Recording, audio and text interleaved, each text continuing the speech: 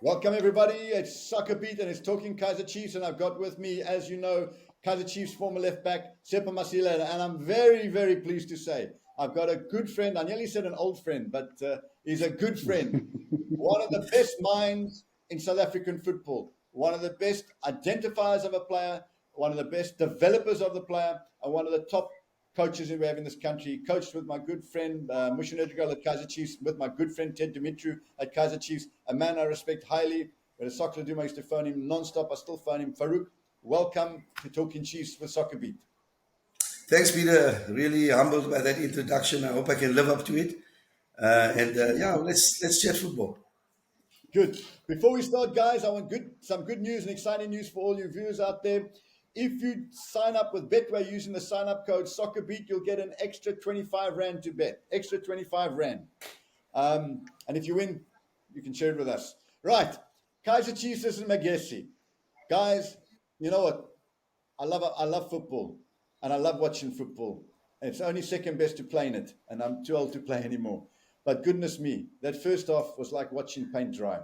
This is not Kaizer Chiefs that I brought up to watch and play against. By the way, I played against the old days of teenage and so on. This is not a Kaizer Chiefs team that you've coached, Farouk, and this is not a Kaizer Chiefs team that you've played for, Tsepo. We like to be positive, but let's be honest here. That's not Kaizer Chiefs. Well, I think, if you look at consistency, let's use the term consistency, Peter. I mean, if you look at the difference between the match against Sundowns versus Magesi, it was like night and day. And if you could argue the fact that they were a little bit more tactically mindful against Sundowns, playing against a top team like that, you would argue that tonight they were given ample space. If you look at the number of chances Kaizer Chiefs, the score doesn't do justice. And in no ways, would Chiefs ever go into a game like this and not expect to win by an avalanche of goals? No disrespect intended to Magesi, but they're not on the same level. Yeah. Tsepo, you can't disagree with that.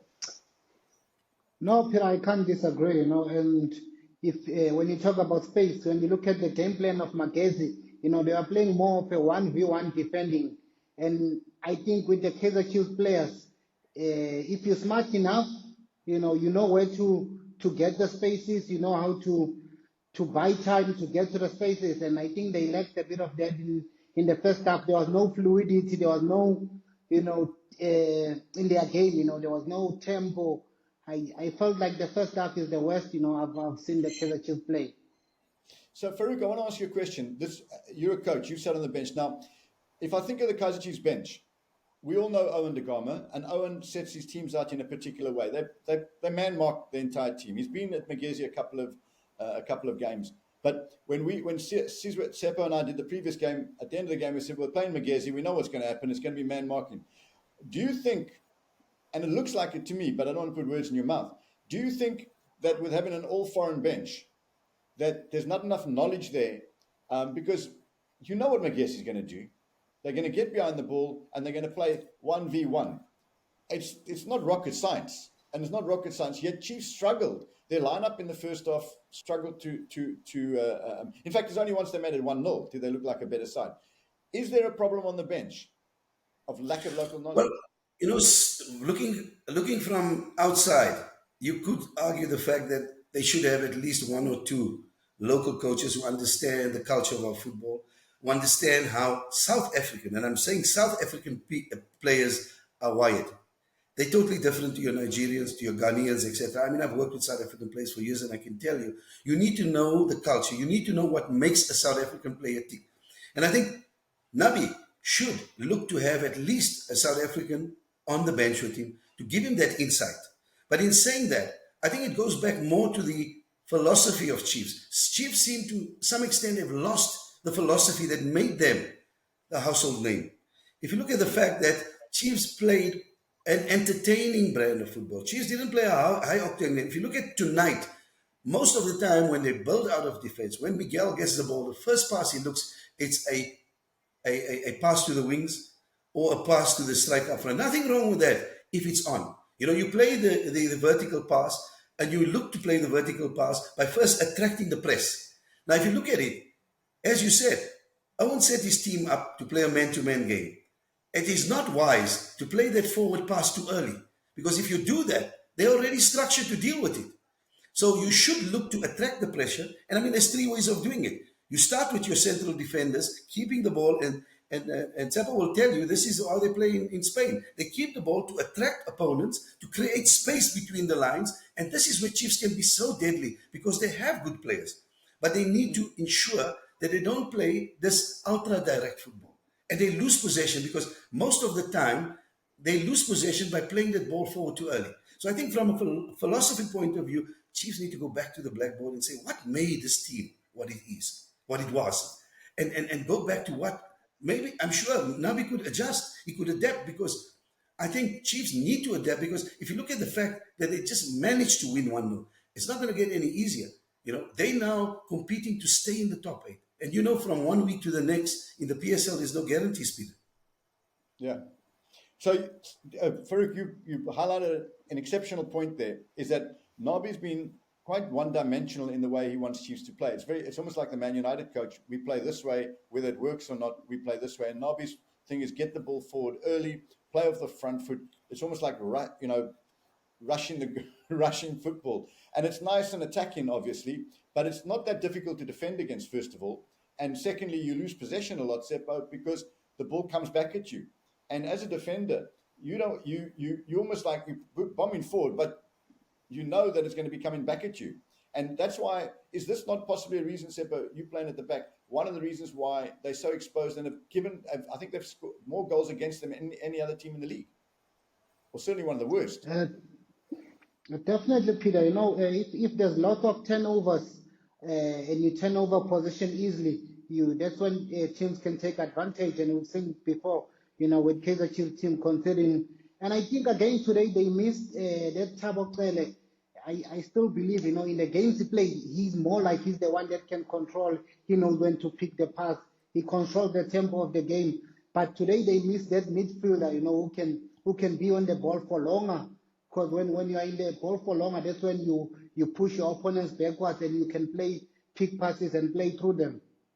Yeah, Tsepo, on the one hand, I agree with you fully. On the other hand, I'm going to say, you know what, and I want to address this with Farouk. With all due respect, Titsele, I agree with you. Out of the current players, he's your best bet. But I don't think he would have got into a Chiefs team years gone by. He would have been a squad player. He's not a Shoes. He's not a Doc. He's not a Tabumuki. He's not Ace Kuze. He won't even talk about Ace Nisilengu. Yeah, we're looking at a player that is the go-to man to try and make them play. Yet, with all due respect, would you identify him as a typical Kaizer Chiefs classy midfielder, Farouk, from days gone by? Look, I think in that department, Chiefs have regressed. You just mentioned some legends of the game. I mean, at any time, Chiefs had a playmaker par excellence, a playmaker that would be number one in Bafana. That is not the case anymore. I know Tabo because Tabo was with me at a young age, then went on to KwaZulu-Natal and moved on. He's a great technically gifted player. He probably lacks a bit of pace, but I think if you want to play the type of football that we know Chiefs are a team that they've subscribed to from the time they were formed. They've always had that special player as early as Ace Nutsuleng, moving on to Dr. Kumalo, moving on to Shoes Masheo, Tabo Moki. They had players that could hold the ball up sufficiently. A while ago, people were saying to me, there's a player that I groomed who's now at Orlando Pirates, Patrick Masangwani. He does too much on the ball. And I tend to disagree at times. When he does do that, you see a different Pirates. You watch Pirates over the weekend when he wasn't playing, and you see in that high intensity, high octane football, non-stop football, and the opposition can deal with that very easily. What opposition defenses don't like is when you use the ball to move them. It's not moving the ball. You're using the ball to move the defense. And then you create those gaps that you can penetrate. And that is something that I don't think Chiefs is doing. Sundowns is doing it effectively. They're patient in the build-up. They wait for the right moment. And when the players get... You see, when it comes to finishing, Peter, you must ensure that your players don't use up all the high-octane energy too soon. Because when they get to that final third, there's nothing left to finish. So you're utilizing so much energy that when you get to the goal, there's this anxiety. You saw Chivaviro's miss. You saw Modi's miss. You saw the other misses. And that is simply because the players are so hyped up that in training, I'm sure they're putting it in the back of the net. But it's I'm not so important that sure. they transfer that. I'm not so sure if they're doing it in training. No, It's I've heard from reliable sources that some of these boys at Chiefs really in training are phenomenal. But you know, you've played the game. You get players that are training players, but on match day, and then you get a guy who's rubbish in training, but give him a shirt on the weekend and it's all over the park. So that comes back again to your question, Peter, if I just may say, that means if you can't find the Ace Nutsuleng, the Dr. Kumarus, then you've got to develop them. You've got to develop them with your culture. You've got to get the younger players and you've got to get the right talent and groom their talent. Because this is what teams like Barcelona is doing. Real Madrid doesn't do it. They buy the best players. But Barcelona presently have 5 or 6 youngsters that understand the culture and they are fully developed. We're going to go to a quick promo, and then I want to talk to you after the promo about these youngsters. I want to talk to you about Vilakazi. I want to talk to you about Shaba, Zwane, Matlau. They're not that young, but certainly Vilakazi and Shaba are. And are they the kind of youngsters that can take Kaizer Chiefs forward? But we'll talk to you straight after the promo. How would you like to win a little something extra just for joining the best in the game? For a limited time, we are teaming up with Betway and giving all of you access to a Soccerbeat exclusive. If you join Betway using the sign-up code Soccerbeat, now in March, you'll get 25 Rand extra bet. That's right. It's time to get way more out of every bet. Standard T's and C's apply. Welcome back, guys. It's Soccerbeat, and it's Peter du Toit and Farouk Khan and Tsepo Masilela, and we're talking Kaizer Chiefs. Guys, please don't forget to press the subscribe button. The more subscribers we get, the more top guests like Farouk we can get, and you make us feel good that you like the show. Also, don't forget to sign up on Betway using the sign-up code Soccerbeat, and you'll get an extra 25 Rand. Right, Farouk, you spoke about youngsters, and you're the man who's developed so many youngsters. You mentioned, by the way, out of the players we met, we didn't mention Ted loved Skara Ngabese. Was it for another dimension to Kaizer Chiefs? Not only could he keep the ball, but he could get the crowd going absolutely crazy. Tsepo and myself, we continuously talk about, and we have a bit of an argument about Vilakazi and Shaba. And Zwane, Zwane I think is almost 25, 26. But Vilakazi and Shaba, I mean, Vilakazi started, didn't do much. Shaba came on, didn't do much. Are they the same level of the youngsters that have been coming through in the past? Or if not, are we trying to build them up to that level? What's your view on them? And, they're youngsters, they've got to hear the truth. And you're probably the best man to speak the truth on this. Well, I think they're quality players. I mean, if you look at the technical level of these players, they are very, very good players.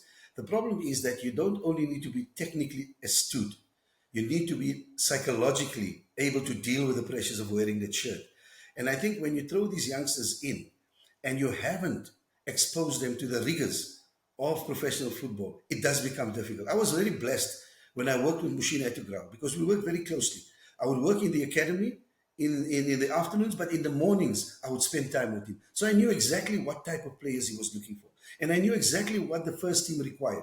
I do think the Chiefs have done everything in their power to groom these players. But it seems like consistency again becomes a problem. And again, you need to have the know-how of how to ensure that they are able to overcome that transition from youth academy to the first team needs to be managed. I mean, Tsepo will tell you when they played for Benoni United, it was a transition. What they learned in those clubs was they were able to grind their teeth because there wasn't so much pressure as if they had to play for Chiefs or for Pirates. So that window gave them the opportunity to settle the nerves, to hone their skills, and when they made their debuts at professional level, it was much easier. I was very fortunate at Chiefs to have the likes of Tlantla Kubeka, Isaac Mabosa, Gerald Sibeko, Jabu Pule at the time. Those were household names eventually, but I constantly reinforced it. During their time in the academy, I knew how to tweak them and I knew how to explain to them, this is what you're going to expect. When you go to the first team, the first thing you must expect, none of the senior players are going to welcome you with open arms because you're a threat to them. You're coming there to take the shirt. So you've got to deal with them and you've got to be polite.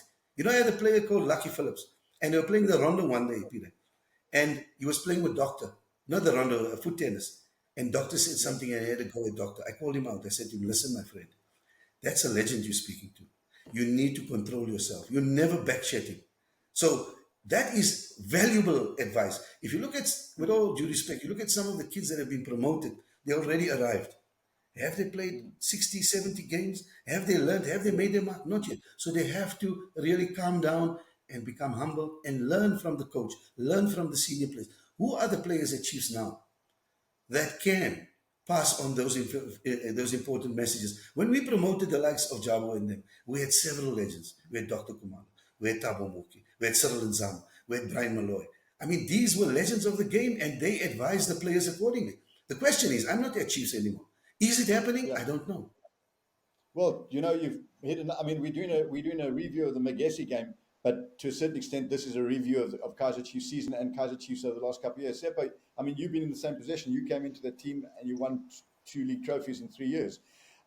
There were obviously players there that helped you transition into the team, exactly what Farouk's playing. But more importantly, I think there were players there that you looked up to, as Farouk has said with Doc and so on. You went, hang on, I've got to bring my A game to this, and I've got to behave in a particular way, otherwise I won't last year.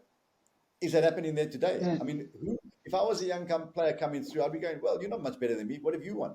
If I look around that team, you look around that team. If you go from the goalkeeper right to the left winger, who's won anything? I can't think of a player who's won anything. Farouk, can you? Is it? You know, before, if you look at the national team, you had at least 7 or 5 or 6 players from Kaizer Chiefs. And that is the measurement you got to look at. This is an institution.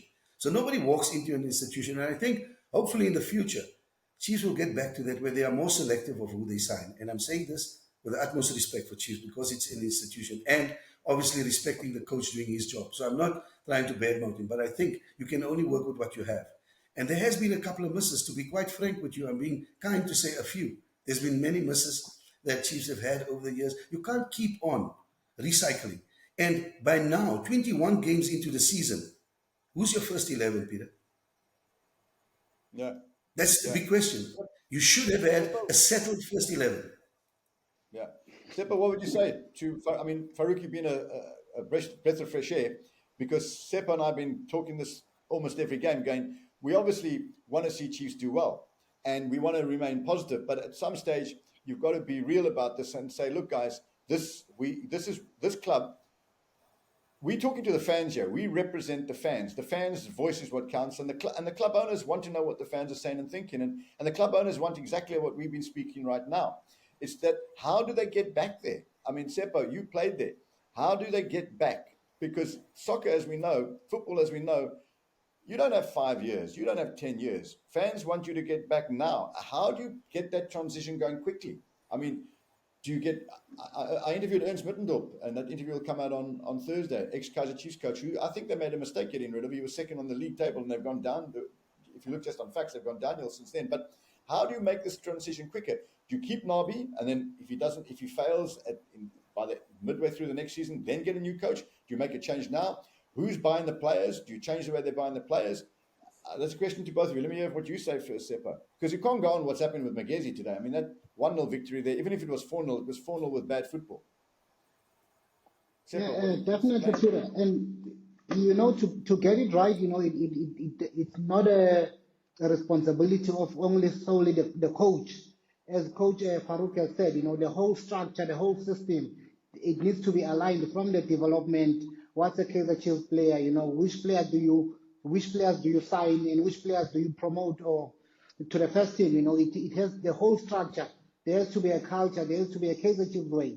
Like it's 21 games now, but we don't really know what the style of play. Maybe they call it philosophy. The philosophy of this Kaizer Chiefs team that we're watching today. Peter. So it's the whole structure that needs to be looked at. From the development, the signings they make. And when you go get a coach, already the culture of the team. You get a coach that's aligned with the culture of the team, so it makes it easier for the players also, the Kaizer Chiefs players and the ones in the development, that this coach is aligned to the system, the Kaizer Chiefs way of playing, and I think it will become much better also for the youngsters, man, because when you get promoted to this team of Kaizer Chiefs, not many youngsters will shine. You will see the potential is there, but it's tough to for them to unlock their full potential. Because right now it's a Kaizer Chiefs team that we're not really sure, their style, or the pressure also becomes too heavy on the youngsters, because there's no like guys around them, to carry the pressure and carry off the youngsters. So it's the whole structure, Peter, that needs to be fixed, and everyone must be aligned on and be on the same page. But that I talks just to want to you. echo, Peter. I just want to echo what Tsepo is saying there about the alignment. If you look at a philosophy, the philosophy speaks to you to what players you need to sign. If you want Miguel and you want Dove to play out of the back, you're asking for a lot, because they just don't, even Vuma, they don't have the technical skills. Today, your number one has to have good feet. It's come to a point where the best keepers are going to be players that played as midfielders in the youth. So when you get a 12, 11-year-old, you're going to put him in as a midfielder, and eventually when he decides, I'm going to take the jersey to be a number one, he's got the feet. You look at Man City, for example. They let the number one England keeper go to sign Edison. And Pep knew why. Because he realized that he needed a goalkeeper who was able to play out of the back. So now you can't blame Nabi for the way they're playing directly, because maybe he's realized that it's a huge risk. I think if you go back, if you look at when they signed Noble from Morocco Swallows, he was then the best centre back. And if you look at the first couple of games he played, he gave away quite a number of goals. And that was the story of Chiefs during that particular season, where they were trying to bring about a philosophy that didn't suit the players that they had. So you can't have a philosophy in the absence of the quality of players required to make that philosophy work. Right. Good point. So, to a certain extent, the coach has inherited a team that probably can't play the way he would like you to play, but we'll see. Let's talk quickly about the Nedbank Cup, Farouk. Stellenbosch playing in, I think they're playing in PE, so it's not a home game for Stellenbosch, more like a home game for Chiefs there. But that's not, this is the only trophy left. They beat them away from home, which was probably one of Chiefs' best performances. But they started well. Lollipop got an early goal. What does he do in this game? How would you approach this game? Well, looking at the quality of players I have, if I were a Chiefs coach, I would go into this game very confidently. But I will set up my team in a way where I look at exposing the weakness of Stellenbosch, because they have certain weaknesses. They've lost key players. It's been a case of Stellenbosch losing very, very key players season after season. And if you look at it now, they're a little bit thin in certain departments. So they're ready for the taking. They're not as consistent as they were last season. So I would go into that game with the confidence of winning it. But in saying that, I would have to get the balance right. Earlier on, Tsepo spoke about Tele. Tele has to be that playmaker. You need to pair him with a player who's the opposite of him, a ball winner in midfield, a player that can break down the attacks. I don't know if Marty is the solution, but okay, possibly he's the captain. He could be that. I don't know who else could fill these shoes. And then obviously not look only at playing from wide positions, because again tonight you saw Lollipop playing wide on the right-hand side.